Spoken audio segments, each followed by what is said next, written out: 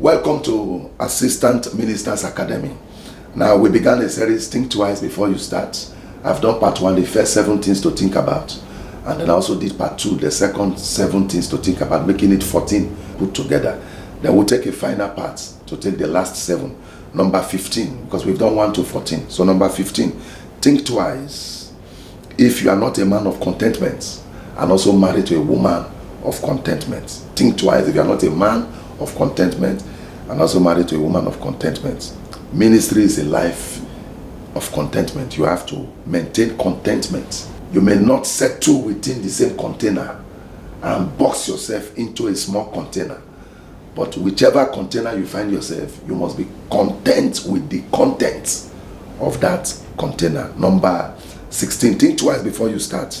If you don't have a ministry and a calling that is completely different and unique from that of your spiritual father, it must be completely different and completely unique from that of your spiritual father. Pastor KK, my own spiritual father, is completely different from his father, Bishop David Oyedepo. Me, I am completely different from him. If you watch several others, Pastor Dr. Paul Eneche, completely different from Bishop Oyedepo, even though he's a son and he submits to Papa Oyedepo. Look at my mentor, Pastor David Ibiome, completely different in operation. There may be resemblance, but there are mantles that are unique to individual ministry. Never destroy your uniqueness in trying to be like any person. Even if you copy and paste, ensure that the final look and final outlook of all your copy and paste approach still presents you as a unique and a different minister. I pray the Lord help you have an understanding of what you just heard. Number 17, think twice before starting. If you cannot do it, people must come and people must go. People must be people. Some will leave you by rebelling against you. Others will be called home.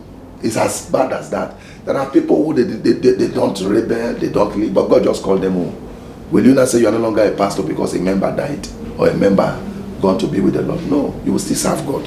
Some will leave, some will rebel, some will be called home. So think twice. Where you can't do without people, you can never be a founder.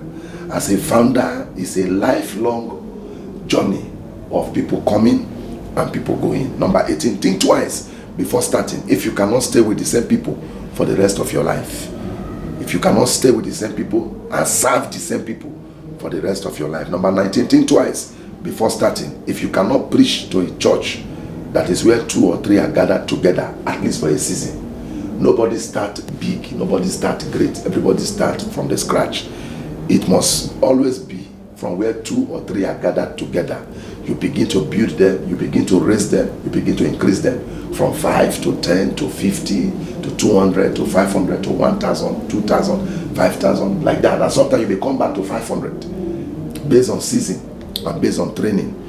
So never get carried away. Every big church you see today actually started small. And number 20, think twice if you cannot be a founder and still be under the control of a spiritual father. One of the blunder of most founder is to just be a father to all and a son to none. It's one of the blunder of most founders. They are fathers to all and sons to none. You must be under the control of him. Somebody must be able to call you to order. There must be somebody you fear and dread. Let him not hear. Let this person not know I did this thing. That way you are still safe. But where you don't care, let him hear. There's nothing he can do. You can't be a founder. And lastly, number 21, think twice before starting. If your spiritual father or his representative has not prayed for you to give you their goodwill and the blessing of the ministry before stepping out. A wise man said, not just a wise man, an elder and also a father in the land, he said, anybody can leave this ministry, but if I don't pray for you before going, it is not okay because you will decay. Hear that word. It is not okay because you will decay. I heard it and I was very shocked. There are people who, if they don't pray for you, it is not okay because you will decay. You must get their goodwill. You must get their blessing. Some have told us God cursed Cain after killing Abel And immediately Cain left God's presence. After God cursed him, he went to build a city. It's good. That is one. But there are several countless of experiences that is not like that of a man who got cursed and went to build a city. So be very careful. There must be apostolic marching order, apostolic prayer, apostolic goodwill before you step aside. The Lord bless you. In Jesus' mighty name. Amen and amen. Peace.